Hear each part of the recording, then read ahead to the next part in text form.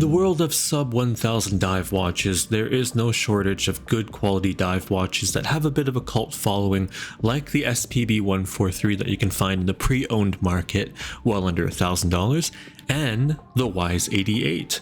Now, I'm a little bit late to the party, but what I want to find out here with this video comparison is whether Seiko can still hold a candle to what top tier micro brands are offering right now. I'd like to use this video to confirm whether or not Seiko is still that value king compared to what premium micro brands can offer today.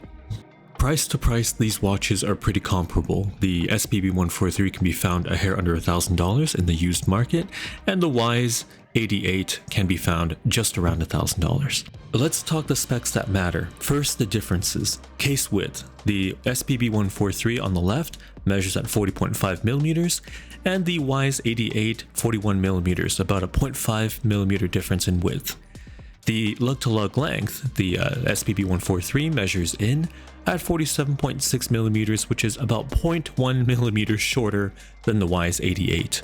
In terms of visual differences alone, the SPB143 is shorter and a little bit thicker at 13.2 millimeters thick compared to the Wise, which measures in at only 11.6 millimeters thick. Completely cased up in 316L steel with drilled lug holes, covered with DiaShield coating for that added scratch resistance, which I could do without because refinishing DiaShield is next to near impossible unless you're Seiko. It is an enduring and attractive design that harkens back to 1965. The Wise swings a little bit differently than the SPB143. It is slimmer and wider, fully cased up in 904L steel, which means that it holds a polish a little bit brighter than conventional 316L steel. The case design is a combination of heritage divers of the past. The gentle bevels at the top of the lugs and at the side of the case, matched with the stubby lugs with an inner beveled edge, is a very hallmark design of heritage divers of the 1960s. It's got a bit of Omega and Zenith in it. I do quite like this design. It's a clean modern design with a bit of a look into the vintage dive watches of the past. I was very impressed by the quality of the rubber strap included with the Wise. It is a 20mm wide FKM rubber strap, plenty of eyelets for adjustment on the wrist, and also including cutouts in the back to vent out the wrist. It has a tire tread pattern on the front, and it includes 904L pin buckle from Wise, matching hardware to go with the watch. Comparing the lume of the two watches, we have to note the Wise comes with the BGW9 formula of lume, and it is a white-blue hue of color, highly reactive to light. Longevity will last you throughout the night. In terms of brightness, it is just a tinge bit brighter than Seiko's LumiBrite from the initial get-go.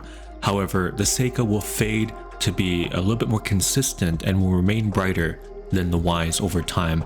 However, that initial reaction from the Wise reactivity to lume is much more impressive.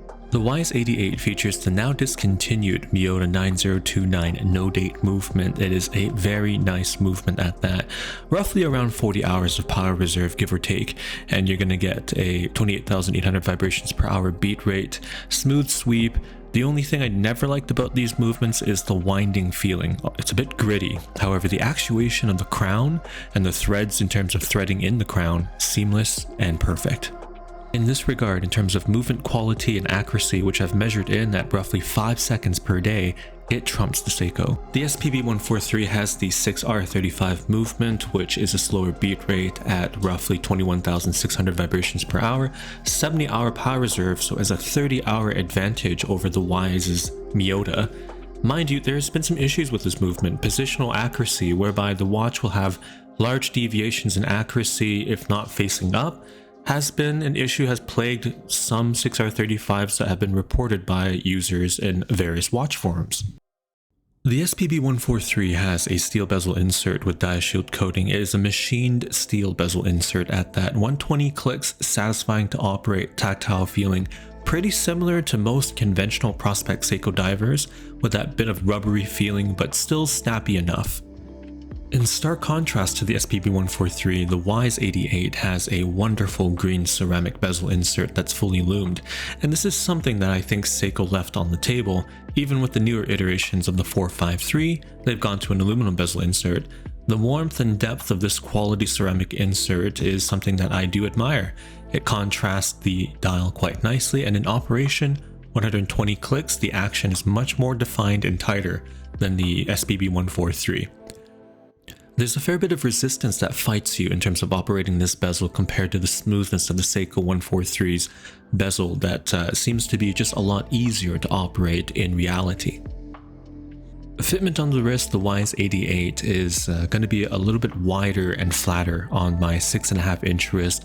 As you can see, the extremities of the lug do reach pretty much the limits of what my wrist can handle.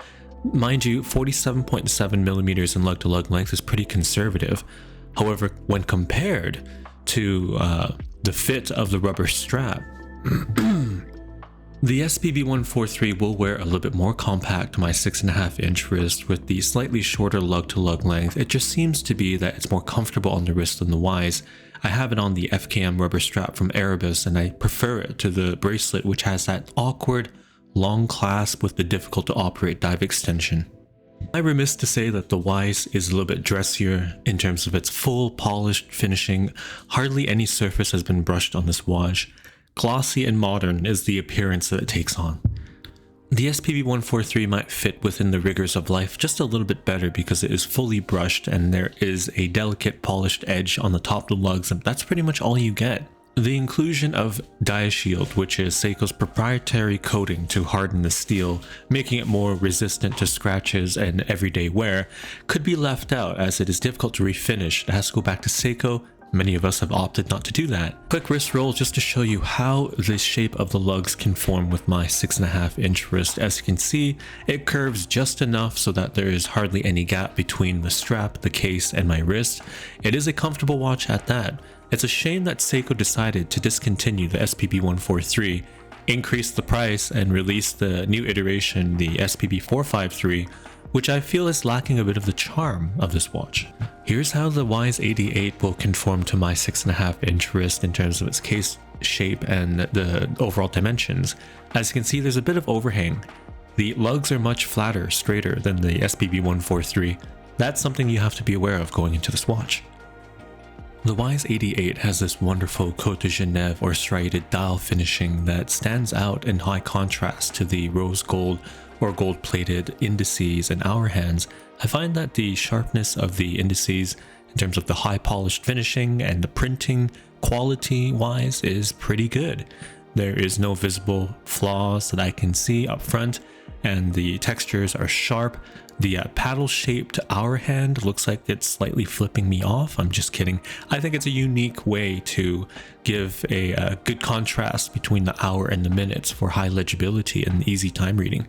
The SPB143 has a cool tone gray sunburst dial with applied rectangular hour indices, and it seems to be a no-nonsense dial. The Seiko dials have always been great in terms of their up-close macro quality and sharpness. I would say that this is no surprise for the 143. It is an impressive dial, clean and no nonsense. In terms of wow factor, I have to give it to the Wise Adamascus AD8. It just seems to be a little bit more visually interesting. The color scheme of that gray engine turned or striated dial with the green ceramic bezel reminds me of my Longines Zulu time with that anthracite dial, which to me is the best color combination of green versus kind of a warm tone gray, and the gold indices, they just seem to pop. I find the Seiko SPB143 dial to be much cleaner than the Wise, simpler in design, highly easy to read the time, where the striated dial of the Wise can be a little bit distracting to read the time quickly.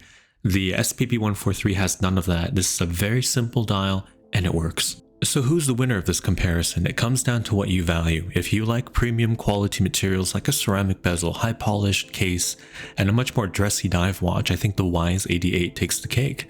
In terms of value, it shies under $1,000 brand new even on the website, so it gives the SPB143 a run for its money, which is a little bit sad because the newer iterations, the SPB453 done by Seiko, in my country, in Canada, those are nearly $1,700. Instead, you could save the money, buy the Wise, have some money left over a field watch, and enjoy a 2-watch collection, which is probably going to be hard to do. But anyway, thank you for checking out today's video. If you liked today's video, please leave a like, comment, and subscribe. I'd appreciate it.